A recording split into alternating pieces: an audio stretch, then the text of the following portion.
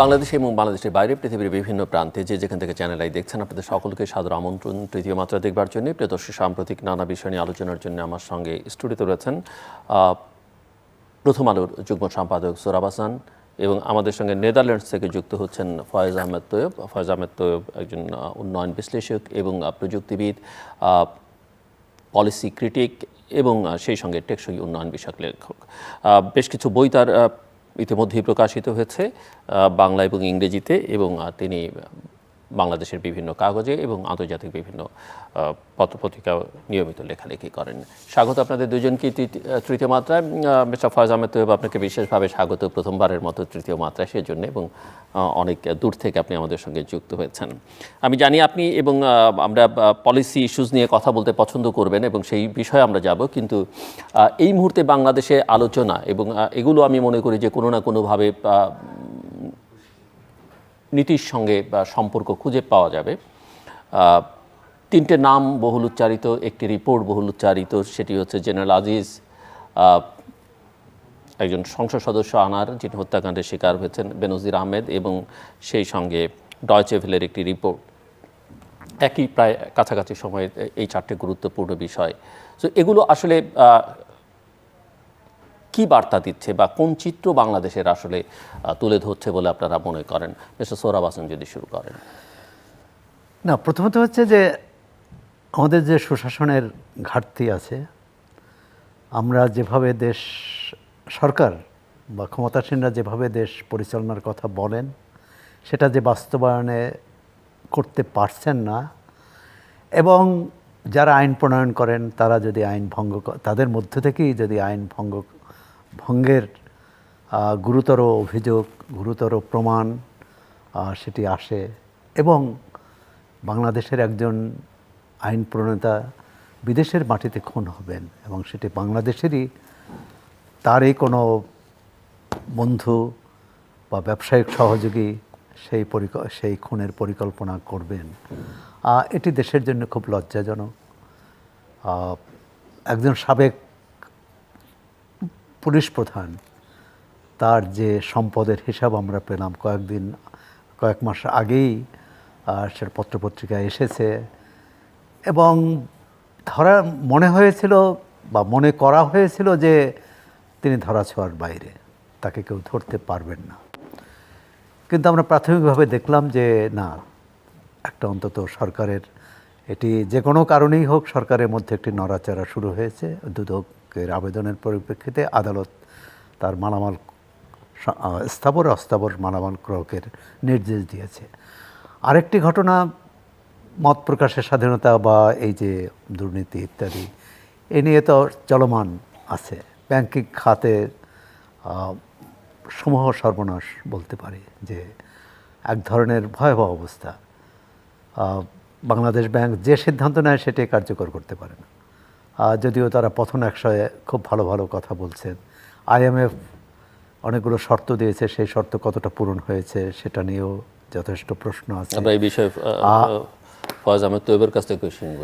আচ্ছা, হ্যাঁ, যে বিষয়টি হচ্ছে, আরেকটি বিষয়, একটা হলো বেনজির আনার, সেনাপ্রধান, এবং সেনাপ্রধানের উপর মার্কিন যুক্তরাষ্ট্র, সাবেক সেনাপ্রধানের উপর মার্কিন যুক্তরাষ্ট্র ভিসা নিষেধাজ্ঞা জারি করেছেন, এবং সেটি কিন্তু তার যে ঘোষিত বাংলাদেশের উপর যে ঘোষিত ভিসা নীতি তা নয়। তার সম্পর্কে যে তথ্য পেয়েছে, তার মধ্যে মানবাধিকার লঙ্ঘনের বিষয় আছে, তার মধ্যে তার পদ এবং প্রতিষ্ঠান ব্যবহার করে দুর্নীতির আশ্রয় নেওয়া, ক্ষমতার অপব্যবহার করা, এসব আছে। এখন আমরা যখন বাইরের কেউ ব্যবস্থা নেয়, বাইরে কোনো দুর্ঘটনা ঘটে, তখন আমরা হইচই করি, নড়াচড়া করি। কিন্তু তার আগে আজিজ আহমেদ, তিনি যখন সেনাপ্রধান ছিলেন বা সেনাপ্রধান পদ থেকে অবসর নিয়েছেন, তাও 3 বছর, এই 3 বছরে কিন্তু আমাদের প্রশাসন, আমাদের সরকার কোনো ব্যবস্থা নেয়নি বা তদন্ত করেছেন কেন, তার বিরুদ্ধে যে অভিযোগগুলো এসেছে, গুরুতর অভিযোগ, এটা অন্তত সরকারের দায়িত্ব ছিল যে তদন্ত করে দেখা, একটা বিশ্বাসযোগ্য তদন্ত। তাহলে হয়তো আমরা এই নিষেধাজ্ঞার মধ্যে পড়তাম না। বাংলাদেশের যিনিই হোক, একজন নাগরিক বা সাবেক সেনাপ্রধান হোক, যদি নিষেধাজ্ঞার মধ্যে পড়ে সেটা দেশের জন্য গৌরবের নয়।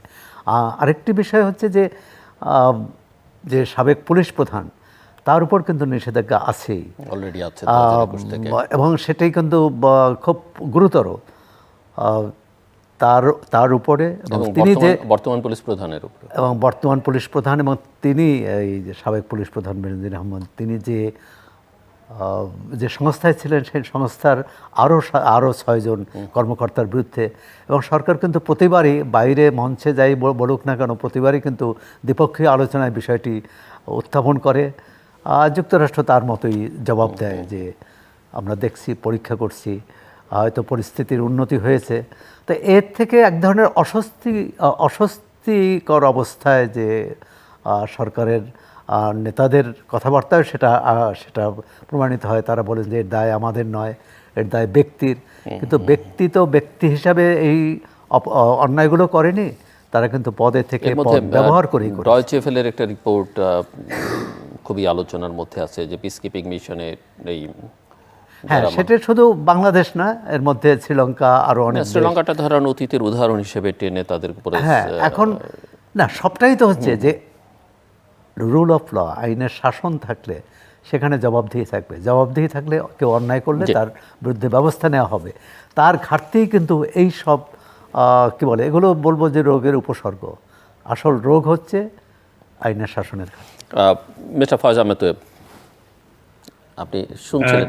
ধন্যবাদ প্রথমে আপনাকে আমাকে তৃতীয় মাত্রায় ইনভাইট করার জন্য। আপনি এবং আপনার সহকর্মী সবাইকে ধন্যবাদ জানাচ্ছি।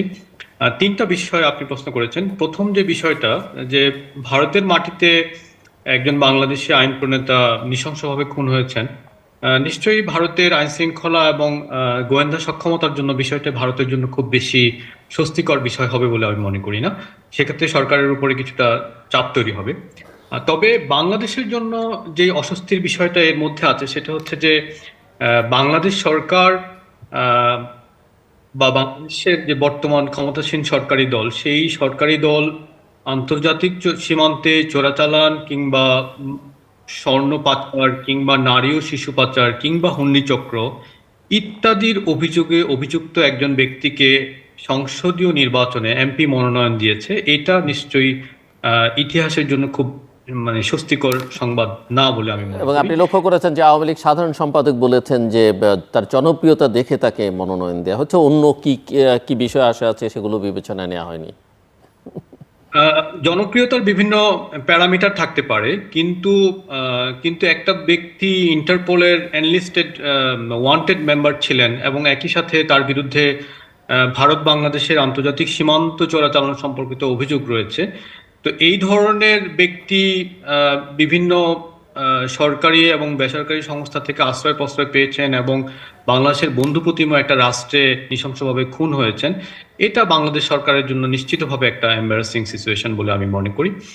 আর দ্বিতীয় যে বিষয়টা, সেটা হচ্ছে যে বাংলাদেশের একজন সাবেক সেনাপ্রধান এবং তার সময়কালে বাংলাদেশের পুলিশ প্রধান, অর্থাৎ তারা যখন একই সাথে অফিসে ছিলেন, সেই সময়ে দুজনের বিরুদ্ধেই মার্কিন যুক্তরাষ্ট্রের মতো দেশের বিভিন্ন ধরনের নিষেধাজ্ঞা, এটা বাংলাদেশের সেনাবাহিনী এবং একই সাথে বাংলাদেশের পুলিশ কিংবা rapid action battalion elite force হিসাবে তাদের ভবিষ্যৎ সম্মান এবং তাদের ভবিষ্যৎ আন্তর্জাতিক সম্পর্কের জন্য এটা ডেফিনেটলি নেতিবাচক বলে আমি মনে করি। জি, ডয়চে ভেলের রিপোর্টটা নিশ্চয়ই আপনি দেখেছেন। ডয়চে ভেলের রিপোর্টটা আমি দেখেছি এবং ডয়চে ভেলের রিপোর্টের মতো এ ধরনের সমমানের রিপোর্ট ফ্রান্স রেডিও বা ফ্রান্সের বিভিন্ন টেলিভিশন শোতে এসেছে, একটা বেসরকারি নিউজ চ্যানেল নেত্রা নিউজে এসেছে। তো এখানে যেটা হয় যে অভিযোগগুলোর যে মাত্রা, এই মাত্রা অত্যন্ত তীব্র, কিন্তু নিউ ইয়র্কের জাতিসংঘ অফিস থেকে সবসময় বলা হয় যে অভিযোগগুলোকে আমরা অত্যন্ত গুরুত্ব সহকারে দেখি, কিন্তু এই অভিযোগগুলোর প্রমাণের জন্য অভিযুক্ত রাষ্ট্রগুলো পর্যাপ্ত তথ্য প্রমাণ সহযোগিতা সরবরাহ করে না কিংবা পর্যাপ্ত সহযোগিতা করে না বলে এই অভিযোগগুলো প্রমাণ করা খুবই ডিফিকাল্ট। তো সেই জন্য ডয়চে ভেলের যে প্রতিবেদনটা যদিও ইটস আপিলিং এবং এটা অত্যন্ত ভয়ঙ্কর চিত্র তুলে এনেছে, কিন্তু আমি মনে করি দিন শেষে সরকার যদি আন্তরিক না হয় তাহলে হয়তো বাংলাদেশের আন্তর্জাতিক শান্তিরক্ষী বাহিনীতে অংশগ্রহণে খুব বেশি সমস্যা হবে না, কিন্তু সরকারের উপর বিভিন্ন ধরনের চাপ বাড়বে এবং সরকারের যে ভাবমূর্তি, এই ভাবমূর্তিটা ভয়াবহভাবে ক্ষতিগ্রস্ত হবে। মিস্টার ফয়জ আহমেদ, আমি জাস্ট একটু রাজনৈতিক বিষয়ে প্রবেশ করতে চাই। সরাসরি 7ই জানুয়ারির নির্বাচনের পরে যে চিত্র আমরা দেখতে পাচ্ছি, ক্ষমতাসীনদের এবং বিরোধীদের পারফরমেন্স আপনি কেমন দেখেন? কেউ কেউ মনে করেন যে আওয়ামী লীগ একটু ওভার অ্যাক্টিভ, আর অপোজিশন হিসেবে বিএনপি এখন মোটামুটিভাবে ইনঅ্যাক্টিভ বা ডিরেকশনলেস। সো আমি একটু আপনার অ্যানালাইজ শুনতে চাই, তারপরে মিস্টার সোহরাব হাসানের কাছ থেকে শুনি। আমার অ্যানালাইসিস হলো সরকার এবং বিরোধী দল দুজনেই প্রচন্ড রকম ইনঅ্যাক্টিভ। আমি প্রথমে সরকারের দিকটা বলি। একটি সরকার সরকার গঠন করেছে, তো আমরা যখন দেখি যে নতুন সরকার যখন আসে প্রথম 1 মাস, প্রথম 2 মাস, 3 মাস বা 4 মাসে আমরা ইনোভেটিভ কিছু পলিসি দেখি। তো এই বর্তমান সরকার যদিও সে চতুর্থ মেয়াদে কন্টিনিউ করছে, কিন্তু এই সংসদ যখন চালু হলো আমরা ইনোভেটিভ কোনো পদক্ষেপ দেখিনি।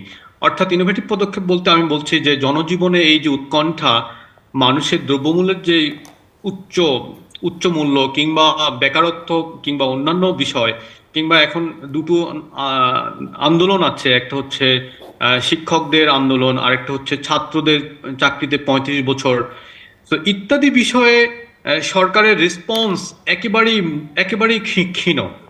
আর তাছাড়া আমি কালকে এক জায়গায় একটা আলাপ করছিলাম যে বাংলাদেশের পরিবেশ বিপর্যয়, ঢাকার বায়ু দূষণ খুবই মারাত্মক পর্যায়ে আছে। বাংলাদেশের রাজনীতিতে একজন স্বচ্ছ সংসদ সদস্য হিসেবে পরিচিত জনাব সাবির হোসেন চৌধুরী, কিন্তু ওনার অফিসকালীন সময়ে 4 মাসেও কিন্তু আমরা সিগনিফিক্যান্ট আউটস্ট্যান্ডিং কোনো ইম্প্যাক্ট দেখিনি যে পলিথিন বন্ধ বা পরিবেশ বান্ধব উদ্যোগ নিতে। অর্থাৎ সরকার সার্বিকভাবে যেহেতু অর্থনৈতিক সংকটে আছে, মনে হচ্ছে যে এখানে সরকার দিক নির্দেশনা বা খেই হারিয়ে ফেলেছে। সরকারের দিক থেকেও কিছু সিগনিফিক্যান্ট কোনো নাগরিক বান্ধব উদ্যোগ আমরা দেখছি না। আর বিএনপির দিক থেকে বিষয়টা হচ্ছে যে বিএনপি হারার আগেই হেরে গেছে আর কি। অর্থাৎ 7ই জানুয়ারি নির্বাচনের আগে 28শে অক্টোবরে যে ঘটনা, এই ঘটনার পরে বিএনপি অতিমাত্রায় বিদেশ নির্ভর হয়ে গেছে এবং তারপরে বিএনপি নির্বাচনে যেহেতু বর্জন করেছে এবং তার পক্ষে এবং বিপক্ষে বিভিন্ন ধরনের জনসমর্থন বা সমালোচনা আছে, কিন্তু নির্বাচনের পরে আমরা দেখেছি যে বিএনপি তার রাজনীতির নতুন নীতি নির্ধারণ কিংবা তার যে 6 মাস বা গত 1 বছরের যে সমালোচনা ইত্যাদি নিয়ে মানুষের সাথে পর্যাপ্ত ট্রানজেকশন বা লেনদেন করেনি। এই মানুষের সাথে বলতে আমি বলছি যে নাগরিক সংগঠন, আমাদের মিডিয়া, সমাজের বিভিন্ন পেশাজীবী স্তর ইত্যাদির সাথে পর্যাপ্ত বোঝাপড়া হয়ে ওঠেনি। হ্যাঁ, সো ফলে বিএনপি অপ্রস্তুত অবস্থায় এখনো দিনাতিপাত করছে। আমরা দেখছি কিছুদিন আগে তাদের শরিক দলগুলোর সাথে আলোচনা হয়েছে, কিন্তু এই আলোচনায় জনস্বার্থ কিভাবে প্লেসড হয়েছে সেটা নিয়ে নিশ্চয়ই আমাদের বোঝাপড়ার বাকি আছে। জি, মিস্টার সোহরাব হাসান, আপনি শুনছিলেন এবং মিস্টার তৈয়ব যেটা বলছেন যে দুপক্ষই আসলে তিনি মনে করেন ইনঅ্যাক্টিভ, যেভাবে অ্যাক্ট করা উচিত সেটা তারা করছেন না। তৃতীয়ত উনি মনে করেন যে সরকারের উপরে চাপ আগামী দিনগুলোতে হয়তো আরও নানা রকমের চাপ বাড়তে থাকবে। হ্যাঁ, সরকারের উপর যেহেতু ইতিমধ্যেই আমরা দেখছি যে কূটনৈতিক চাপ, ব্যবসা বাণিজ্যের চাপ এবং অর্থনৈতিক চাপটা কিন্তু সবচেয়ে বড়। এবং এক্ষেত্রে ফয়েজ ভাই যথার্থই বলেছেন, সাধারণত একটি নতুন সরকার আসলে 100 দিনের কর্মসূচি ঘোষণা করে, 3 মাসের কর্মসূচি ঘোষণা করে, যে এর মধ্যে একটা হানিমুন পিরিয়ডও তারা দাবি করে যে এই সময় জনগণকে স্বস্তি দেবে। কিন্তু এই নির্বাচনের পর এবং 18 নির্বাচনের পরও মোটামুটি সরকারের মধ্যে এক ধরনের উদ্দীপনা ছিল বা আত্মবিশ্বাস ছিল। কোথায় জানি আত্মবিশ্বাসের একটা ঘাটতি লক্ষ্য করা যাচ্ছে। আপনি প্রতিদিন আওয়ামী লীগের যে প্রেস ব্রিফিং, সাংবাদিকদের সঙ্গে যে মত বিনিময়, তাতে নেতাদের বক্তব্যে কিন্তু সেটি প্রথমত অস্থিরতা, দ্বিতীয়ত একমাত্র বিএনপি ছাড়া বাংলাদেশে কোনো সমস্যা নেই, এটা হচ্ছে তাদের কী বলে বক্তৃতা বিবৃতিতে আসে। আর এমনকি কূটনৈতিক ক্ষেত্রে, এমনকি আন্তর্জাতিক ক্ষেত্রে তাদের এক এক দিন এক এক রকম কথা বলেন, যে আজকে যেটা বললেন কালকে সেটাই পাল্টা বলেন। একটা ভরসা তাদের, আমি জানি না, যে অর্থনৈতিক যে সংকট, সেই সংকট মোকাবেলায় তাদের একটা কিন্তু কী বলে ক্রাশ প্রোগ্রাম বলি বা জোরদার কর্মসূচি নেওয়া উচিত ছিল, আর সেটি নিতে সরকার ব্যর্থ হয়েছে। আর যে এই নির্বাচনের পর, বিশেষ করে 7 জানুয়ারি নির্বাচনের পর একটা ব্যাপার হলো যে জনগণ, বৃহত্তর জনগণ দুই দল থেকেই এক ধরনের বিচ্ছিন্ন হয়ে গেছে। অর্থাৎ জনগণ থেকে এই দুই দলই অনেকখানি বিচ্ছিন্ন। সেটি 7 জানুয়ারি নির্বাচনের ভোটের হারে, এমনকি উপজেলা নির্বাচনে, স্থানীয় সরকার নির্বাচনে এই ভোটের হার কখনোই হয়নি। হ্যাঁ, একতরফা নির্বাচন ইত্যাদি। তারপরও আওয়ামী লীগ তো দাবি করে তাদের 40 থেকে 45 বা 47% যেটি অথবা অন্যভাবে বলতে পারেন দুই দলই দাবি করে দেশের সব জনগণই তাদের সঙ্গে আছে। হ্যাঁ, তাদের সঙ্গে আছে, কিন্তু যদি তাই থাকতো তাহলে তো 7 জানুয়ারির ভোট কেন্দ্রে কারো যাওয়া, বিএনপির ডাকে সবার সাড়া দেওয়ার কথা, ভোট কেন্দ্র ফাঁকা থাকার কথা। আবার আওয়ামী লীগের ডাকে যদি সাড়া দিত তাহলে অন্তত আওয়ামী লীগের যে সমর্থক তাদের ভোট কেন্দ্রে যাওয়ার কথা। এক ধরনের মানুষের মধ্যে হতাশা কাজ করছে। এই হতাশাটা হচ্ছে প্রতিশ্রুতি, মানে সরকার বা বিরোধী দল, রাজনৈতিক নেতৃত্বের প্রতিই তো মানুষের আস্থা থাকার কথা, যে তারা দেশটাকে বদলাবে, তারা মানুষের ভাগ্য বদলাবে, তারা সংকটগুলো মোকাবেলা করবে এবং মানুষকে সম্ভাবনার দ্বার খুলে দেবে। কিন্তু সেই আশাটা বোধহয় জনগণ আর করছে না, বৃহত্তর জনগণ। সরকারের যারা সমর্থক বা বিরোধী দলের সমর্থক সেটি তো আছে। বিএনপির মধ্যে অস্থিরতাটা একটু বেশি মনে হচ্ছে। সেটি হচ্ছে যে এক হচ্ছে 7 জানুয়ারির তাদের যে 7 জানুয়ারি নির্বাচন আগে যে তাদের উপর যে আক্রমণ বা তাদের উপর যে আঘাত এসেছে, সেটা তারা কিভাবে মোকাবেলা করবে এটা তারা বুঝতে পারেনি। পরবর্তী যেমন 28 তারিখে একটা সমাবেশ, কি এই ঘটনা যেটা বিএনপিকে দায় নিতে হয়েছে, এবং একজন পুলিশ কর্মকর্তা তো মারা গেছে, কনস্টেবল বা কর্মকর্তা। তা এখন এবং উপলক্ষ বিএনপির সমাবেশ, সেখানে যদি সরকারের নিয়োজিত কোনো লোকও করে থাকে, তাদের তো সতর্ক থাকা উচিত ছিল। এবং 28 অক্টোবর না হলে হয়তো রাজনীতির গতিবিধি ভিন্ন রকম হতে পারত। আর সরকারের জন্য নির্বাচন করাটা এত সহজ হতো না, যেটা 14 সালে হয়নি। এক ধরনের সরকারি দলের অস্বস্তির কারণটা হচ্ছে যে অর্থনৈতিক সংকট তার সমাধান করতে পারছে না, বাইরের চাপ আছে, এবং যেটি প্রকাশ না হলেও ভারত এবং চীনের সঙ্গে তার যে দ্বৈরথ, মানে সম্পর্কের যে টানাপোড়, সম্পর্কের নৈকট্য, এবং এক পক্ষের সঙ্গে নৈকট্য হলে অন্য পক্ষের দূরত্ব তৈরি হতে পারে, এটি কিন্তু তাদের কী বলে তাদের নীতি পরিকল্পনা সবসময় এটি প্রতিফলিত হচ্ছে। এখন সেটা কিভাবে সামাল দেবে? তবে আর একটি কথা বলছিলেন যে একজন সংসদ সদস্য ভারতের মাটিতে মারা গেলেন, মানে খুন হলেন। এখানে ভারতের আইনশৃঙ্খলা রক্ষাকারী বাহিনী বা তাদের সরকারের তো দায় আছে, কিন্তু তার চেয়েও দায় যে দেখুন, আমাদের দেশে একজন আইন প্রণেতা, আমাদের দেশের তারই ব্যবসায়িক অংশীদার বলি, তারই বন্ধু বলি, সে এভাবে পরিকল্পনা করে এবং বাংলাদেশ থেকে এক ধরনের খুনি ভাড়া করে নিয়ে যেয়ে সেই কার্য সম্পন্ন করেছেন। এখন কারো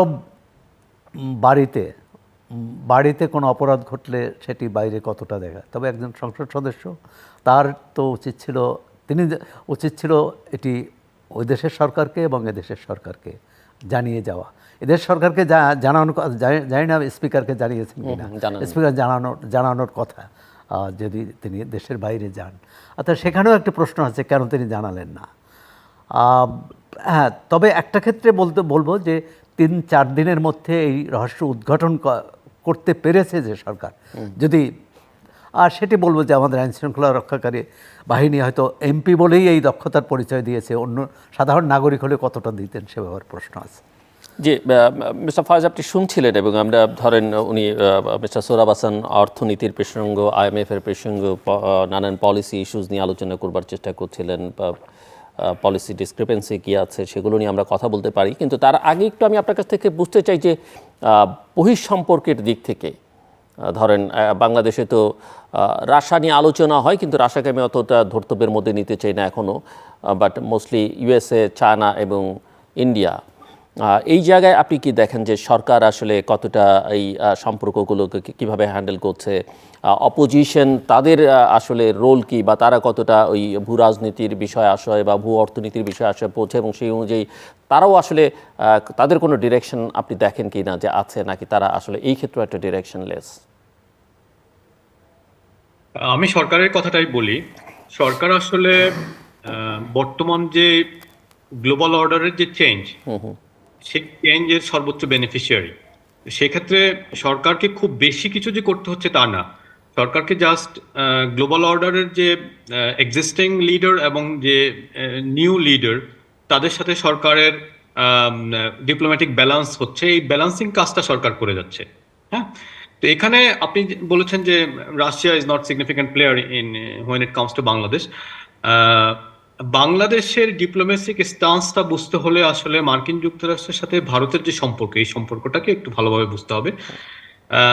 আমরা জানি যে ভারত এখন এই মুহূর্তে বিশ্বের সবচেয়ে বেশি পপুলাস কান্ট্রি, 140 কোটি মানুষ অফিসিয়ালি, এবং এই 140 কোটি মানুষের যে ডিজিটাল ইকোনমি, যে শেয়ার্ড ইকোনমি, এবং আমরা নতুন ধরনের একটা ইকোনমির কথা বলি গিগ ইকোনমি, এবং একই সাথে সামরিক, এই সবকিছু চারটা ইকোনমি, চার ধরনের লিগেসি ইকোনমির বাইরে এই নতুন ধরনের ইকোনমিগুলোতে ভারতের প্রতিটা মানুষ যারা কম্পিউটার ব্যবহার করে, যারা ডিভাইস ব্যবহার করে, যারা ডিজিটাল ইকোনমি বা সোশ্যাল নেটওয়ার্কিং এর বিভিন্ন প্ল্যাটফর্ম ব্যবহার করে, প্রত্যেকেই মার্কিন যুক্তরাষ্ট্রের জন্য রেভিনিউ জেনারেট করেন।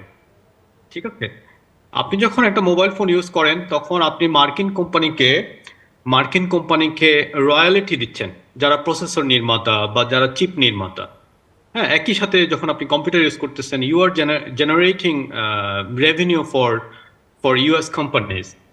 তো এখন এই দিক থেকে আপনি যদি ইউএস এবং চীনের সম্পর্ক তৈরি করেন, সেক্ষেত্রে মার্কেট ডাইনামিক্সটা এরকম না। চীনের নিজস্ব চিপ আছে, নিজস্ব প্রসেসর গুলো আছে, নিজস্ব টেকনোলজি আছে, এবং তাদের বিভিন্ন টেকনোলজিক্যাল কপিরাইট গুলো আছে। তো সেই ক্ষেত্রে আমি বলতে চাই, যেহেতু ইন্ডিয়ার 140 কোটি মানুষ যুক্তরাষ্ট্রের জন্য পর্যাপ্ত রেভিনিউ জেনারেট করছে, ফলে ইউএস একটা স্বাভাবিক কারণে অথবা ইকোনমিক ইন্টারেস্টের কারণে ইন্ডিয়ার প্রতি অ্যালাইন্ড, এবং তার অ্যালাইনমেন্টটা একটা দীর্ঘ সময় ধরে থেকে যাবে।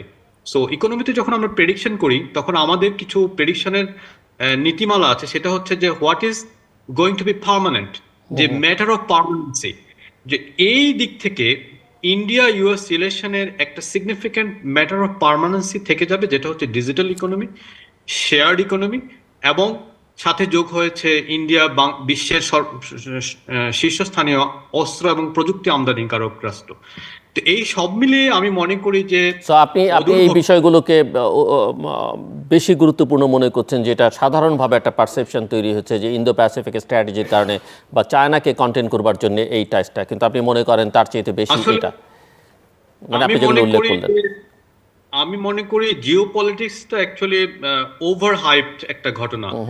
ভারত এবং চীনের মধ্যে আসলে এখানে উল্লেখযোগ্য কোনো ধরনের টেনশন নেই, যেই টেনশনের কারণে এখানে যুদ্ধ বেজে যেতে পারে।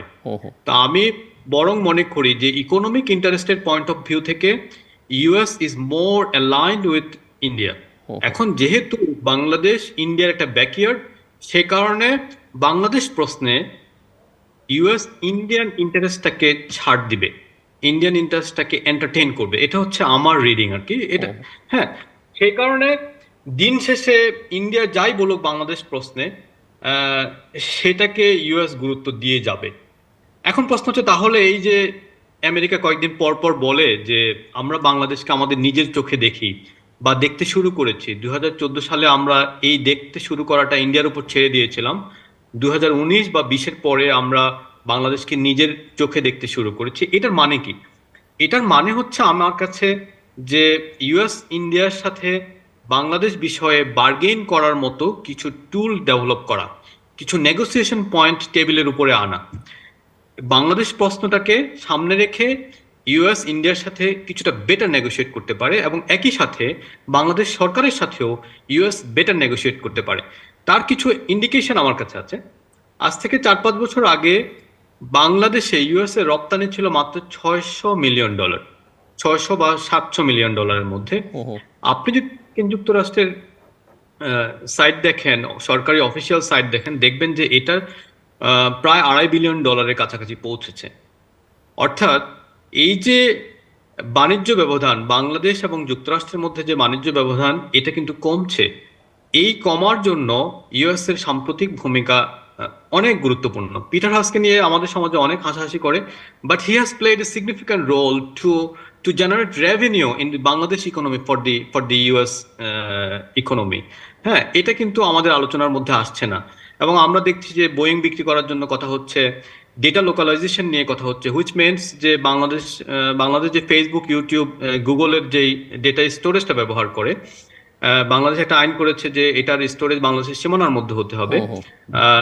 কিন্তু ইউএস চাচ্ছে যে এটা বাংলাদেশের বাইরে তার অন্যান্য যে ডেটা স্টোরেজ আছে সেখানে ব্যবহার করতে। তো ডেফিনেটলি এই বিষয়গুলো প্লাস হচ্ছে বাংলাদেশ ইউএস থেকে যে মিলিটারি পারচেজ করে সেটা খুবই নগণ্য। মূলত 74% পারচেজ করে চায়না থেকে। তো সেখান থেকেও কিছুটা ডিস্ট্রিবিউশন হচ্ছে। তো সব মিলিয়ে আমি দেখতেছি যে ইউএস এখানে প্রিডমিনেন্টলি একটা রোল প্লে করতেছে মূলত দুটা কারণে। একটা হচ্ছে ইউএস এর ইকোনমিক ইন্টারেস্ট, এবং দ্বিতীয়ত হচ্ছে মার্কিন যুক্তরাষ্ট্র এবং ইউরোপ কেন্দ্রিক যে মানবাধিকার সংস্থাগুলো আছে তারা ডেফিনেটলি বাংলাদেশের এক্সট্রা জুডিশিয়াল কিলিং নিয়ে তারা খুবই সোচ্চার ছিল। তারা গুমের সংস্কৃতি নিয়ে এবং ভয়ের সংস্কৃতি নিয়ে সোচ্চার ছিল, এবং তারা নতুন করে লেবার রাইটস নিয়ে সোচ্চার। ফলে যেহেতু আমাদের ইন্টারন্যাশনাল মানবাধিকার সংস্থাগুলো কন্টিনিউয়াসলি আমেরিকা এবং ইউরোপকে প্রেশারাইজ করেই যাবে, সেজন্য ইউএস এর মুখে আমরা বাংলাদেশের human rights, civil space, media freedom এবং লেবার রাইটস নিয়ে কন্টিনিউয়াসলি চাপ দেখতেই থাকবো। সো এখানে কোনো ব্যত্যয় হবে না, এবং সরকার যাতে এটা মনে না করে যে এভাবে ইউএস থেকে বিমান কিনলে বা ডেটা লোকালাইজেশন প্রশ্নে তাদেরকে ছাড় দিলে তারা কিছুটা সরে আসবে, আমি সেটা মনে করি না। আমি মনে করি যে এটা কনস্ট্যান্ট পয়েন্ট অথবা ম্যাটার অফ পার্মানেন্সি, যে এটা থেকেই যাবে। একদিকে তার ইকোনমিক ইন্টারেস্টের জন্য সে বাংলাদেশকে নিজের চোখে দেখবে, এবং একই সাথে মানবাধিকার সংস্থাগুলোর চাপের কারণে ইউএস বাংলাদেশকে প্রেশার দিয়ে থাকবে নিয়মিত বিরতিতে। চায়না ইন্ডিয়ার প্রসঙ্গে কিছু বলবেন আপনি? ইন্ডিয়াটা কিছুটা মেনশন করেছেন যদিও আপনি। প্রসঙ্গে আমি একটা কথাই বলতে চাই, বাংলাদেশ এবং ইন্ডিয়ার সর্বোচ্চ বন্ধুত্বের মধ্যেই বাংলাদেশে আসলে চায়নার উত্থান হচ্ছে।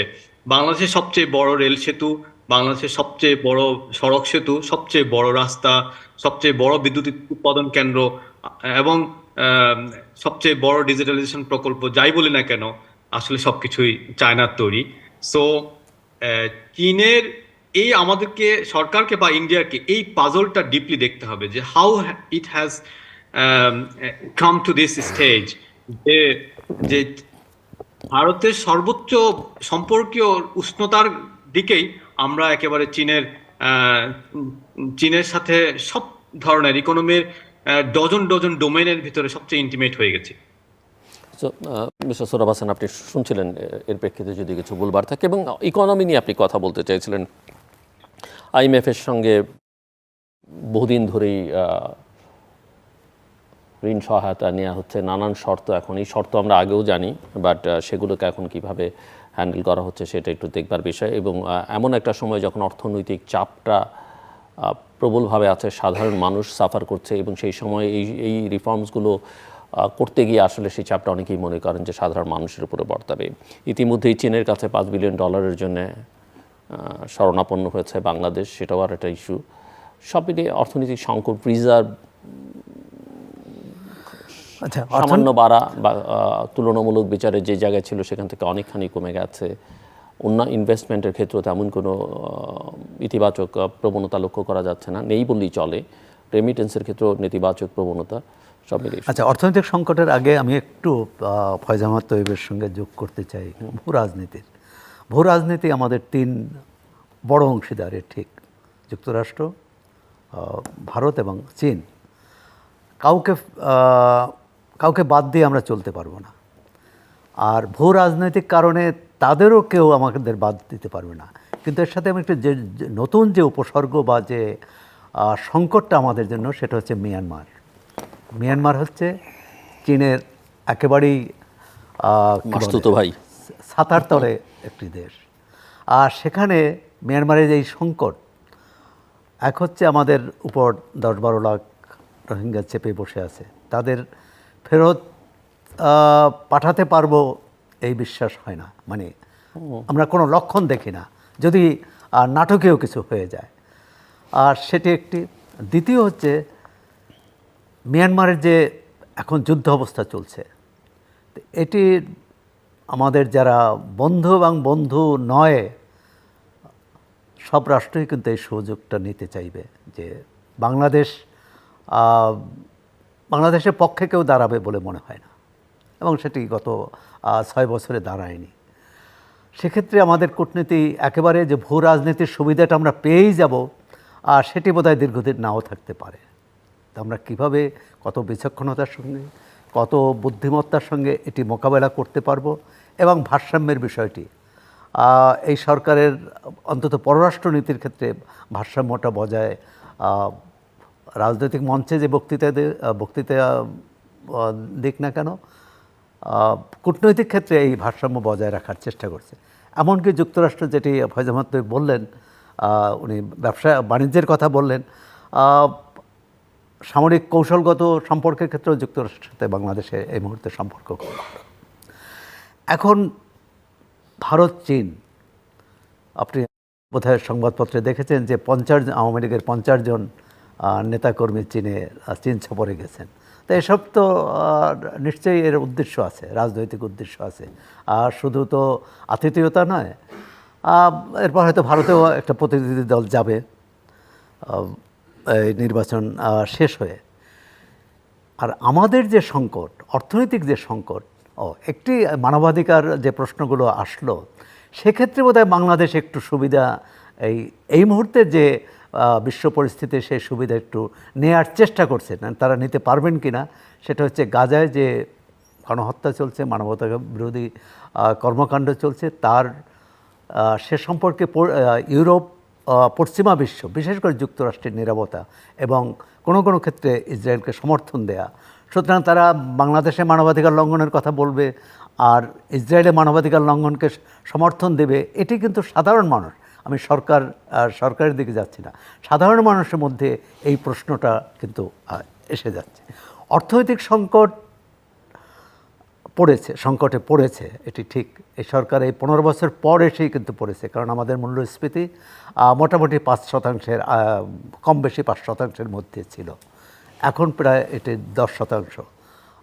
বিআইডিসির মহাপরিচালক বিনায়ক সেন বললেন, একটি বক্তৃতায় বললেন যে খাদ্যের মূল্যস্ফীতি এখন 15% হয়ে গেছে। তাহলে এটি তো বৃহত্তর মানুষ, মানে অন্তত 17 কোটি মানুষের মধ্যে 12 কোটি মানুষ তো বিপন্ন। এখন এই বিপন্ন মানুষকে কিভাবে করা যাবে? এখন বাংলাদেশের অর্থনীতির মানুষ কিন্তু রিজার্ভ কত কমলো, কত বিলিয়ন আসলো, তার চেয়েও বেশি হচ্ছে যে বাজারে যে পণ্যটা তার পকেটে যে পয়সা আছে কিনতে পারলো কিনা, বেকারত্ব বা তার আয় দিয়ে সে ব্যয়টা সামলাতে পারছে না। আর সরকারে এবারও যেটা লক্ষণ দেখা যাচ্ছে যে বাজেটে খুব মৌলিক পরিবর্তন হবে না। সেই মাথাভারী প্রশাসন, সেই প্রশাসনিক খাতে মানে ব্যয় বৃদ্ধি থাকবে, এবং কিছুটা হয়তো রাজস্ব আয় বাড়ানোর চেষ্টা থাকবে। কিন্তু সম্প্রতি এনবিআরের চেয়ারম্যানই বলেছেন যে এই লক্ষ্যমাত্রা তো উপর থেকে চাপিয়ে দেওয়া হয়, সেটাই তো কারো পক্ষে এটা পূরণ করা সম্ভব না। সার্বিকভাবে অর্থনৈতিক যে নীতি, এবং আরও একটি আমরা দেখছি, গত 5 বছর তো একজন অনুপস্থিত অর্থমন্ত্রী পেয়েছিলাম। এখন যে অর্থমন্ত্রী পেয়েছে তিনিও কিন্তু প্রথমত হচ্ছে তার মূল কাজ ছিল পররাষ্ট্র নিয়ে, এবং পররাষ্ট্রমন্ত্রী হিসেবে তিনি মোটামুটি সফলভাবেই তার 5 বছর পার করেছিলেন। এখন যদিও একজন জুনিয়র মন্ত্রী আছেন, প্রতিমন্ত্রী, কিন্তু সার্বিকভাবে এইটা মানুষের মধ্যে এই প্রশ্ন যে বাংলাদেশের অর্থনীতি কে চালায়, মানে এই প্রশ্ন, এবং এই প্রশ্ন থাকাটা কিন্তু একটা সরকারের জন্য খুবই বিব্রতকর যে অর্থমন্ত্রী চালাবে অথবা প্রধানমন্ত্রী পরামর্শ নিয়ে অর্থমন্ত্রী চালাবে, কিন্তু অর্থমন্ত্রী চালাচ্ছেন সেটি মানুষের কাছে প্রতিভাত হচ্ছে না। কেউ বলে, কখনো বলা হয় যে এটি বাংলাদেশ ব্যাংকের গভর্নরই হচ্ছে সব কিছু নিয়ন্ত্রণ করেন, আবার তো দেখলাম যে গভর্নর যেসব সিদ্ধান্ত নিয়েছেন তার কোনোটাই কার্যকর করতে পারেননি। তো সবটা মিলে এই অর্থনীতির ক্ষেত্রে একটা অদৃশ্য শক্তি এটা পরিচালনা করছে, এবং সেই অদৃশ্য শক্তির পিছনে যে কি বলে সেখানে একটা কি বলে ভালো কিছু নেই, অর্থাৎ যেখানে মানে কোটি কোটি টাকা ঋণ খেলাপি, ব্যাংকিং খাতে দুরবস্থা, আপনার আমদানি ব্যয়ের ক্ষেত্রে সম্প্রতি বণিক বার্তা একটি খবর দেখলাম যে ব্যবসায়ীরা যে রপ্তানির হিসেব দিয়েছে সেই পরিমাণ টাকা দেশে আসেনি। তো এখন এই অর্থনীতির প্রধান আমাদের তিনটে উৎস, একটা হচ্ছে প্রবাসী আয়, একটা হচ্ছে কৃষি, একটা হচ্ছে রপ্তানি মানে তৈরি পোশাক শিল্পে। এখন সেই রপ্তানির টাকা যদি আমরা ফেরত না পাই, তো এই রপ্তানি তো শুধু শ্রমিকের ঘাম দিয়ে নয়, এটি ডলারের বিনিময়ে মানে বৈদেশিক মুদ্রা দিয়ে এর কাঁচামাল আনতে হয় দেশে, এর যন্ত্রপাতি আনতে হয়। সুতরাং আমি যে ডলার ব্যয় করে শিল্প করলাম, পণ্য উৎপাদন করলাম, সেই ডলার ফেরত পেলাম না, সেই ডলার বাইরে চলে গেল। এটা হচ্ছে আমাদের দেশের অর্থনীতির জন্য এখন ভয়াবহ সংকট। এটি সরকার কিভাবে সামাল দেবে, কিভাবে এটা বন্ধ করবে, শুধু সামাল দেয়া না, এটা বন্ধ করতে হবে। সেটা যদি বন্ধ করতে পারে তাহলে হয়তো একটা উদ্ধারের চেষ্টা করতে পারে, সম্ভাবনা আছে। জি ভাই, আমি যদি অর্থনীতি বা এই সংক্রান্ত পলিসি নিয়ে কথা বলি তাহলে I will sound little bit frustrated. হ্যাঁ, তো আগেই বলে রাখছি, আমাকে একটু হতাশ শোনাবে আর কি। হ্যাঁ, আপনি দেখুন যে রাজনীতিতে একটা রাজনৈতিক দলের মেইন যে কারেন্সি, এটা হচ্ছে ট্রাস্ট। অর্থাৎ একটা পলিটিক্যাল দলের সবচেয়ে বড় কারেন্সি হচ্ছে ট্রাস্ট। আমাদের মানুষের মধ্যে, আমাদের গ্রামীণ বলুন, শহরে বলুন, মধ্যবিত্ত বলুন, কিংবা আমাদের ব্যবসায়ী বলুন, এবং আমাদের শিক্ষার্থীদের বলুন, সবার মধ্যে এই ট্রাস্টটা ভেঙে গেছে যে এই সরকার আমাদের অর্থনৈতিক সংকটের সমাধান করতে পারছে অদূর ভবিষ্যতে। হ্যাঁ, তার কারণ কি দেখুন, টানা 22 মাস ধরে বাংলাদেশ মূল্যস্ফীতির মধ্যে আছে, খাদ্য মূল্যস্ফীতি এবং খাদ্য বহির্ভূত দুই ধরনের মূল্যস্ফীতি। যখন একটা দেশ টানা 12 মাস, 1 বছরের বেশি সময় ধরে উচ্চ মূল্যস্ফীতি থাকে, তখন সেই দেশটাকে সংকটগ্রস্ত অর্থনীতি বলে ধরে নেওয়া হয়। এবং এর পাশাপাশি আরেকটা আপনাকে তথ্য শেয়ার করতে চাই দর্শকদেরকে, সেটা হচ্ছে যে টানা 26 মাস বাংলাদেশের মূল্যস্ফীতি, বিশেষ করে খাদ্য মূল্যস্ফীতি, এখানকার মানুষের জীবিকা বা শ্রমিকদের মজুরি বৃদ্ধির দ্বিগুণের চেয়ে বেশি। এটা আরেকটা ভয়ঙ্কর পরিসংখ্যান। এখন আমরা যদি দেখি যে এই সময়ে, এই 22 মাসে বাংলাদেশ আইএমএফ এর সাথে পার্টনারশিপে ইনভলভ হলো, কিন্তু তারপরেও আইএমএফ এর সাথে আপনার অংশীদারিত্ব থাকার সময় এত দীর্ঘ সময় পেরিয়ে গেল, বা আইএমএফ এর 2টা কিস্তি আমরা পেয়ে গেলাম, 3য় কিস্তির জন্য অপেক্ষা করছি, 1.5 বছর সময় পার হয়ে গেল, তারপরেও আমাদের অর্থনৈতিক সংকটটা সমাধান হচ্ছে না। এই কারণে মানুষের মধ্যে এই ট্রাস্টটা ভেঙে গেছে যে বর্তমান সরকার নতুন এমন কিছু করতে পারবে যার মাধ্যমে অর্থনৈতিক সংকটটা দ্রুতই শেষ হয়ে যাবে, বরং তারা বিশ্বাস করে যে সংকটটা দীর্ঘায়িত হবে। এখানে আমরা শ্রীলঙ্কার উদাহরণটা আনতে পারি। শ্রীলঙ্কা আইএমএফ এর সাথে ইনভলভমেন্টের মাত্র 6 থেকে 9 মাসের মধ্যেই কিন্তু তার মূল্যস্ফীতিকে 6% নিচে নামিয়ে ফেলতে পেরেছে। কিন্তু এর চেয়ে লম্বা সময় বাংলাদেশ আইএমএফ এর সাথে ইনভলভ থাকার পরেও মূল্যস্ফীতি সরকারি হিসাবে 10.22% এবং বেসরকারি হিসাবে প্রায় 15%। আচ্ছা, তো তার মানে নিশ্চয়ই এখানে পলিসিগত কিছু ডিসক্রিপেন্সি এবং ইমপ্লিমেন্টেশনগত কিছু সমস্যা আছে। এখন এই সমস্যাগুলো কি? এই সমস্যাগুলো আমরা যদি দেখি, সৌরভ ভাই বলেছেন যে রপ্তানির তথ্যে গরমিল। বাংলাদেশ ব্যাংকের যে রপ্তানির তথ্য, তার সাথে ইপিবির তথ্যের মধ্যে কয়েক বিলিয়ন ডলার গ্যাপ আছে, এবং এই গ্যাপের ফল কি হচ্ছে? সরকার দেখাচ্ছে যে তার কারেন্ট অ্যাকাউন্ট ডেফিসিটটা কমে গেছে, বা ইভেন সারপ্লাসও দেখাচ্ছে, কিন্তু বাস্তবে যদি আমরা বাংলাদেশ ব্যাংকের রপ্তানির তথ্য হিসাব করি তাহলে দেখি এখনো কারেন্ট অ্যাকাউন্টে সারপ্লাস আছে। কারেন্ট অ্যাকাউন্টে সারপ্লাস নাই, এখনো কিছুটা ঘাটতি আছে কয়েক বিলিয়ন ডলার। কিন্তু যেটা যেটা সমস্যা সেটা হচ্ছে যে ফাইন্যান্সিয়াল অ্যাকাউন্ট বলতে আমরা বোঝাচ্ছি যে সরকারের বিভিন্ন ধরনের ডিউ বা সরকারের বৈদেশিক ঋণের যে সুদাসল পরিশোধ, হ্যাঁ, সেদিক থেকে ফাইন্যান্সিয়াল অ্যাকাউন্টের ব্যালেন্সটা আমরা হিসাব করি। সেখানে ইতিহাসের সর্বোচ্চ 9 বিলিয়ন ডলারেরও বেশি এই মুহূর্তে বাংলাদেশের ঘাটতি আছে। হোয়াট ডাজ ইট মিন? এর মানে হচ্ছে সরকার উন্নয়ন প্রকল্পের জন্য, হোক সেটা নেসেসারি হোক সেটা আননেসেসারি, এবং বাজেট ঘাটতির জন্য প্রয়োজনীয় বৈদেশিক ঋণ আনতে অক্ষম। এবং একই সাথে যেহেতু সরকারের বড় ধরনের ফাইন্যান্সিয়াল অ্যাকাউন্ট ডেফিসিট আছে, সেজন্য নতুন করে তার জন্য সফট লোন পাওয়াটা ডিফিকাল্ট হয়ে গেছে। যে কারণে আপনারা দেখছেন যে সরকার চীনের সাথে 5 বিলিয়ন ডলার সফট ঋণ, নর্মাল ঋণ নয়, সফট ঋণ পাওয়ার জন্য বিশেষ চেষ্টা করছে। সফট ঋণের ক্ষেত্রে সাধারণত আমরা বলি যে সুদের হার 2%-এর কম হয়, 2% কম হয়, এবং অন্যান্য কস্ট 0.5% কম হয়, সর্বমোট 2.5% কম হয়, যেখানে বর্তমান স্ট্যান্ডার্ড সুদ প্রায় 5%-এর কাছাকাছি। তো এখন সরকার এই ঋণটা পাবে কি পাবে না, তার সাথে জিও পলিটিক্যাল হিসাব আছে কি আছে নাই, ইন্ডিয়া এবং ইউএস এর সাথে এই বিষয়টা নিয়ে সরকারের উপর চাপ তৈরি হবে কি হবে না, সেটা ভিন্ন জিনিস। কিন্তু বাস্তবতা হচ্ছে যেহেতু সরকারের বড় ধরনের ঘাটতি আছে, এবং সেটা আইএমএফ এর অংশীদারিত্বের সময়ও ঘাটতিটা মিট করছে না, সেজন্য সরকার আসলে বড় ধরনের সংকটে আছে। সৌরভ ভাই বলেছেন যে আমাদের আগের টার্মে 5 বছরে একজন নন ফাংশনিং প্রায় অর্থমন্ত্রী ছিলেন, এবং বর্তমানে একজন অর্থমন্ত্রী আছেন, হি ইজ নন প্র্যাকটিসিং অর্থমন্ত্রী। হ্যাঁ, সো এই দুটো জিনিসই আসলে খারাপ। হ্যাঁ, আমরা কন্টিনিউয়াসলি অর্থনীতিতে দেখি না যে নীতি গবেষণাগুলো পর্যাপ্তভাবে স্টাডি বেসড হচ্ছে, যে কারণে আসলে আমরা আমরা এগুলোর কোনো প্রয়োগ দেখি না। আমাদের বাংলাদেশ ব্যাংকের গভর্নর আছেন, হি ইজ এ জেন্টলম্যান, কিন্তু বিভিন্ন সময়ে ওনার নিজের পলিসি উনি বাস্তবায়ন করতে পারেননি, হয় ব্যবসায়ীদের চাপে, অথবা অন্য কোনো কারণে, অথবা সরকারের অসহযোগিতার কারণে। এবং এখানে সুস্পষ্টভাবে আমাদের অর্থনীতিতে একটা আলোচনা আছে, অর্থ মন্ত্রণালয় ডিকটেট করে বাংলাদেশ ব্যাংকের উপরে, যে কারণে বাংলাদেশ ব্যাংকের যে রেগুলেটরি সক্ষমতা, এই সক্ষমতাটা একেবারেই তলানিতে এসে। আমি যদি আরেকটা বিষয় সামনে আনি, যে আইএমএফ এর পলিসিগুলোর যে অর্ডার, সেই অর্ডার নিয়ে আমার বড় ধরনের আপত্তি আছে।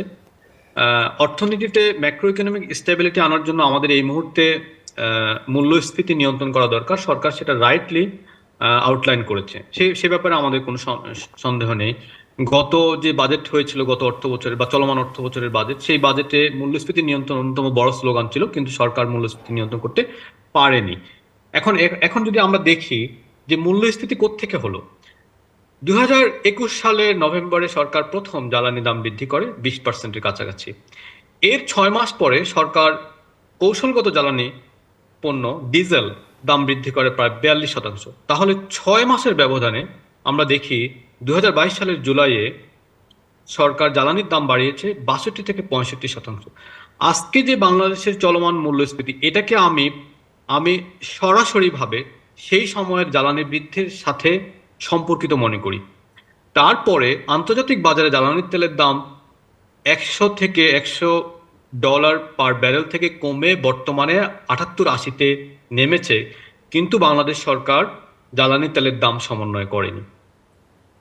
জ্বালানি তেল বিক্রি করে সরকার প্রায় $6 বিলিয়ন বা তারও বেশি লাভ করেছে, কিন্তু যেহেতু কৌশলগত পণ্য অর্থনীতির, বাংলাদেশের ট্রান্সপোর্টেশন, কৃষি বলুন, কৌশলগত পণ্যের দাম সমন্বয় করেনি, দাম কমার যে ফাউন্ডেশন, এই ফাউন্ডেশনে সরকার কাজ করেনি।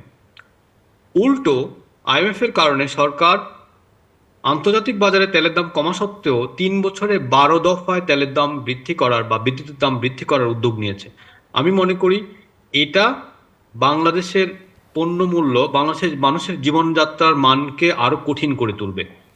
আচ্ছা, ম্যাক্রো ইকোনমিক স্ট্যাবিলিটির জন্য আমি একটু সময় নিচ্ছি। ম্যাক্রো ইকোনমিক স্ট্যাবিলিটির জন্য আরো কয়েকটা এলিমেন্ট আছে, যেমন নীতি সুদ হার বাড়ানো, 6-9 সুদের হার বন্ধ করে এটাকে বাজারের উপর ছেড়ে দেওয়া, ডলারের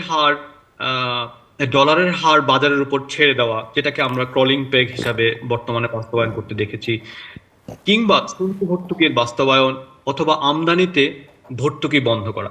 এখন কথা হচ্ছে যে এই যে বিষয়গুলো ম্যাক্রো ইকোনমিক স্ট্যাবিলিটি আনার জন্য বিষয়গুলো করতে হবে, এই বিষয়ে কোনো ধরনের কোনো সংশয় নেই, আমাদের অর্থনীতিবিদরা আইএমএফ এর প্রস্তাবের বাইরেও অর্থনীতিবিদরা এগুলো বলেছেন। কিন্তু সমস্যা হচ্ছে আমরা যদি দেখি যে সরকার এগুলো বাস্তবায়ন করছে একসাথে। আপনি যদি একসাথে মূল্যস্ফীতি তৈরি 4টা বা 5টা বড় ম্যাক্রো ইকোনমিক এলিমেন্টকে প্রপেল করেন বা অ্যাক্সিলারেট করেন, তাহলে মানুষ আসলে দেয়ালে পিঠ থেকে যাওয়া ছাড়া মানুষের আর কোনো উপায় থাকে না। এবং সেটাই আমরা বাজারে দেখছি, যে কারণে মানুষের মধ্যে ওই যে আমি বলছিলাম যে এই ট্রাস্টটা ভেঙে গেছে যে সরকার আসলে সমস্যার সমাধান করতে পারবে। হ্যাঁ, এবং আহ, আমি মনে করি যদি সরকার সত্যি সত্যি অর্থনৈতিক সমস্যার সমাধান করতে না পারে, তাহলে আমরা সরকারকে আরো বেশি জনতুষ্টিবাদী বা বিএনপি ব্যাশিং বা বিরোধী দলকে নিয়ে ব্যস্ত থাকার প্রবণতাগুলো আরো বেশি দেখতে পারবে। এতে করে সমাজে ডিভাইডেশনটা বেশি হবে, কিন্তু আমাদের প্রকৃত সমস্যার কোনো সমাধান হবে না। জি, মিস্টার সোহরাব হাসান, আমরা শেষের দিকেও সব মিলিয়ে এই যে অর্থনৈতিক প্রসঙ্গ, রাজনৈতিক বহিঃসম্পর্ক, আপনি আগামী দিনগুলোতে আসলে চিত্রটা কি দেখেন? না, ফয়জামত তৈয়ব যে সংকটগুলোর কথা বলেছেন এবং সরকার কিভাবে সেটা অ্যাক্ট করে, সেটা কিভাবে ব্যবস্থা নেয় তার উপর নির্ভর করবে আমরা এই সংকট কতদিনে উত্তরণ ঘটাতে পারবো অথবা আদৌ পারবো কিনা। এখন একটা বিষয়, একটা সম্ভাবনা আছে বাংলাদেশে, সেটা আমি মনে করি যে বাংলাদেশের অর্থনীতি পুরোপুরি সরকারের উপর নির্ভর করে না। বাংলাদেশের মানুষ, অর্থাৎ শ্রমজীবী মানুষ, দেশের ভেতরে এবং বাইরে তাদের একটা বড় শক্তি আছে। এই যে গত 5-7 বছরে অর্থনীতির ক্ষেত্রে যেসব অনাচার হয়েছে, কিন্তু সেই শক্তিগুলোর সঙ্গে তো এক ধরনের পলিসি সাপোর্টের ইস্যু কম বেশি আছে, তারপরও মানুষ করে নেয়। আমরা করোনার সময় দেখেছি এবং করোনার পরেও দেখেছি। গত 5-7 বছরে যে অর্থনীতির ক্ষেত্রে যে অনাচার হয়েছে, 5-7 না আরও বেশি, গত 15 বছরে। কিন্তু প্রবাসী আয়, আমরা তো এখন বলতাম যে প্রাইভেট সেক্টর লিড ইকোনমি, এখন প্রাইভেট সেক্টর অবস্থা তো প্রাইভেট সেক্টরের মধ্যেও কিন্তু পার্থক্য আছে। প্রাইভেট সেক্টরে একটা অংশ হচ্ছে সত্যিকারভাবে তারা প্রাইভেট সেক্টরের উন্নয়ন চায়, আরেকটা অংশ আছে যারা প্রাইভেট সেক্টরের নামে অর্থ পাচার করে, নামে আত্মস্বার্থ উদ্ধার করে এবং দেশের সর্বনাশ করে। এখন সরকারকে কিন্তু এক্ষেত্রে কঠোর হতে হবে, যে যারা সত্যি সত্যি প্রাইভেট সেক্টরের প্রবৃদ্ধি চায়, উন্নয়ন চায়। প্রাইভেট সেক্টরের উন্নয়ন মানে কি? জনগণের উন্নয়ন। প্রাইভেট সেক্টরের উন্নয়ন মানে বেকারদের চাকরি হবে, তাদের উৎসাহিত করা, তাদের প্রণোদনা দেওয়া। আর যারা এর নামে মানে অর্থ পাচার করে অথবা অর্থনীতি ধ্বংস করছে, তাদের বিরুদ্ধে কঠোর ব্যবস্থা নিতে হবে, তাদেরকে চিহ্নিত করতে হবে, আইনি কি বলে গত কয়েক বছরের অভিজ্ঞতায় কি বলে, বা আজকে সরকার যে জায়গায় এসে দাঁড়িয়েছে, আপনি কি মনে করেন সেটা তারা করবে বা তাদের পক্ষে করা সম্ভব? সম্ভাবনা দেখি না, করেনি। এবং যদি না করে তাহলে সমূহ সর্বনাশ। সামনে কি হবে কেউ জানে না। তা আমরা একটা অনিশ্চয়তার মধ্যে আছি। সরকার এক্ষেত্রে কিন্তু এই যে গত 4 মাসে এমন কোনো মানে অর্থনীতির এই সংকট মোকাবেলায় একমাত্র বাংলাদেশ ব্যাংক একটা পথনকশা ঘোষণা করেছে, হ্যাঁ ভালো। আর আইএমএফের উপর মানুষের মধ্যে ধারণা যে আইএমএফের নির্দেশে বাংলাদেশের অর্থনীতি এখন চলছে, এটি হচ্ছে সরকারের জন্য আরেকটি বিপদ। কারণ এই সরকার অনেক ক্ষেত্রেই বিশ্বব্যাংকের পরামর্শ উপেক্ষা করে কিন্তু কৃষিতে ভর্তুকি দিয়েছে, অন্যান্য অনেক ক্ষেত্রে জনবান্ধব কর্মসূচি নিয়েছে, যার সুফল কিন্তু সরকার পেয়েছে। এই সরকারের মধ্যে সব কিছুই অর্থনীতি খারাপ হয়েছে তা নয়, কৃষির উন্নয়ন একটা বড় সাফল্য।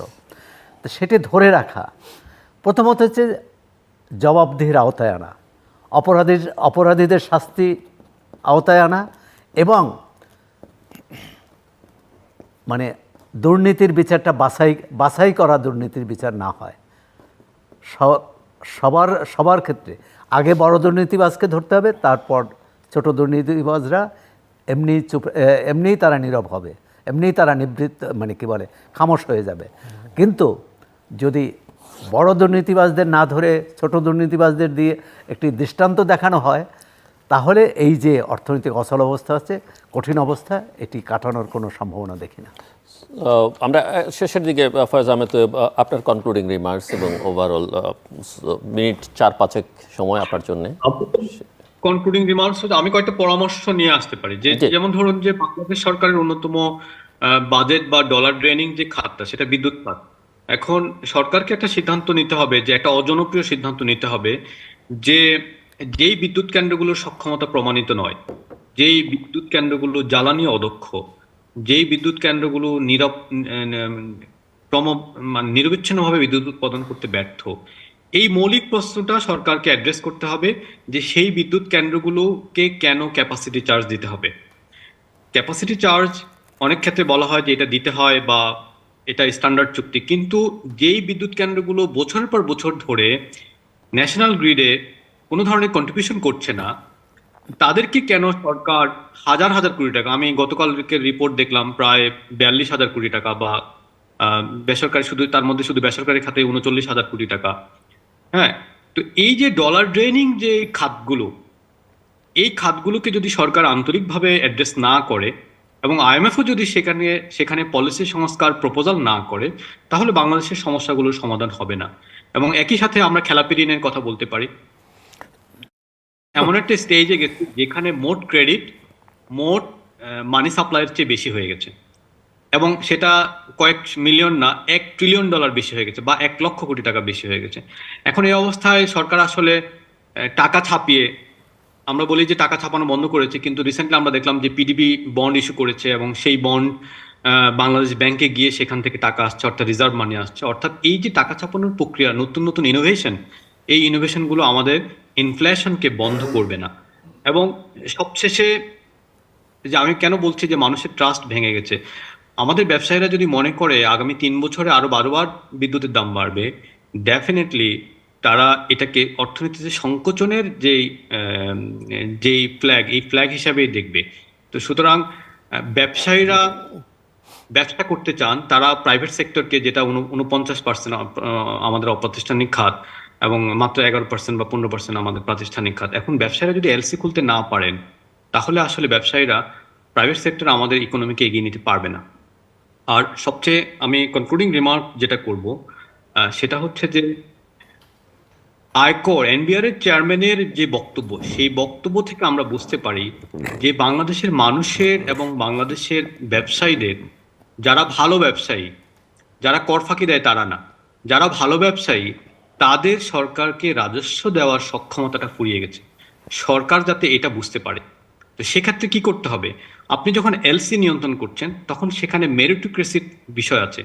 বাংলাদেশ ব্যাংক আমদানি 7 বিলিয়ন থেকে কমিয়ে $4.5 বিলিয়ন নামিয়েছে প্রতি মাসে, কিন্তু it doesn't necessarily mean that তারা পাচার থামাতে পেরেছে, ওভার ইনভয়েসিং, আন্ডার ইনভয়েসিং থামাতে পেরেছে। অর্থাৎ আমরা এলসি কোয়ালিটি কন্ট্রোলে বড় ধরনের সমস্যা দেখি, এবং এই সমস্যাগুলো, ও যাদের বিরুদ্ধে খেলাপি ঋণের অভিযোগ আছে, তাদেরকে দায়িত্ব রেখে এই সমস্যাগুলোর সমাধান সরকার করতে পারবে না। আমি সরকারকে পরামর্শ দেই যে যে আপনারা মেরিটোক্রেসি, গবেষণা, এবং আমাদের যারা বেসরকারি পর্যায়ে যারা বিভিন্ন সময়ে বুদ্ধি পরামর্শ দিয়ে থাকেন, তাদের সাথে হাইলি এঙ্গেজ হন, এবং তাতেই আপনাদের সমস্যাগুলোর সমাধানের কিছুটা পথ খুলতে পারে বলে আমি মনে করি। দর্শক, অনুষ্ঠানের শেষ প্রান্তে আমরা সামাজিক যোগাযোগ মাধ্যম ফেসবুক এবং টুইটারে তৃতীয়মাত্রা লাইভ স্ট্রিম হচ্ছে, আপনারা দেখতে পারেন। টেলিভিশনের পর্দায় দেখতে না পারলে যে কোনো সময় যে কোনো স্থান থেকে ইউটিউবে তৃতীয়মাত্রা চ্যানেলটি সাবস্ক্রাইব করেই পর্ব বা পুরনো পর্বগুলো আপনারা দেখতে পারেন। মিস্টার ফয়েজ আহমেদ তৈয়ব, আপনাকে অনেক ধন্যবাদ। আমি বুঝতেই পারছি যে পথে গাড়ি থামিয়ে 1 ঘন্টা আমাদের সঙ্গে কথা বললেন, এবং বৃষ্টির মধ্যেই প্রায়। অনেক ধন্যবাদ আপনাকে, এবং মিস্টার সোহরাব হাসান, আপনাকে অনেক ধন্যবাদ এই আলোচনা অংশ নেবার জন্য। দর্শক, আমার অতিথিরা নানা বিষয় নিয়ে আলোচনা করেছেন, কিন্তু মূল কথা যেটা, প্রধান দুটো রাজনৈতিক শক্তি কি ওনারা ইনঅ্যাক্টিভ মনে করছেন, তারা দুটো পক্ষকেই মনে করছেন তারা জনসম্পৃক্তহীন, এবং তাদের আন্তরিকতার যথেষ্ট অভাব পরিলক্ষিত হয়েছে, এবং এক ধরনের আস্থাহীনতা তৈরি হয়েছে দুটো রাজনৈতিক দলের উপরে এবং সামগ্রিকভাবে সরকারের উপরে। এবং সরকার যে প্রক্রিয়ায় চলছে, সেই প্রক্রিয়ায় বিভাজন এমনিতেই সমাজে, রাষ্ট্রে বেড়েছে, এবং এটা আগামী দিনগুলোতে বাড়তে থাকবে। এবং ওনারা মনে করেন যে সরকারের উপরে আগামী দিনগুলোতে নানা রকমের চাপ বাড়তে থাকবে, যে অবস্থার মধ্য দিয়ে যাচ্ছে। এবং এখন পর্যন্ত সরকার কোনো লক্ষণ দেখাতে পারেনি যে নতুন সরকার নতুনভাবে যাত্রা শুরু করবে, নতুন কিছু স্বপ্ন দেখাবে বা সমস্যাগুলোর সমাধানের কোনো উদ্যোগ, সেটা পরিলক্ষিত হয়নি। অনেক রকমের পরামর্শ তারা দিয়েছেন। তার মধ্যে একটা হচ্ছে যে মেরিটোক্রেসি মেধাবীদের সঙ্গে মত বিনিময়, তাদের পরামর্শগুলোকে বিবেচনায় নেওয়া, গবেষণার উপরে বা নানান গবেষণারকে গুরুত্ব দেওয়া, সেই কাজগুলোতে যথেষ্ট অভাব রয়েছে। এবং সব মিলে যেটা ওই যে আইনের শাসন, জবাবদিহিতার প্রশ্ন, স্বচ্ছতার প্রশ্ন, গভর্নেন্সের ইস্যু, করাপশনকে কমিয়ে আনবার চেষ্টা, এই জায়গাগুলোতে আসলে বহু বছর ধরে আমরা আলোচনা করছি, মনোযোগ দেওয়া দরকার। কিন্তু এবং যেটি একটি ভালো সরকারের কাজ, সেটা আমরা কিন্তু কোনোভাবেই দেখতে পাই না। আমাদের সঙ্গে থাকবার জন্য অসংখ্য ধন্যবাদ। আপনাদের সবার জন্য শুভকামনা।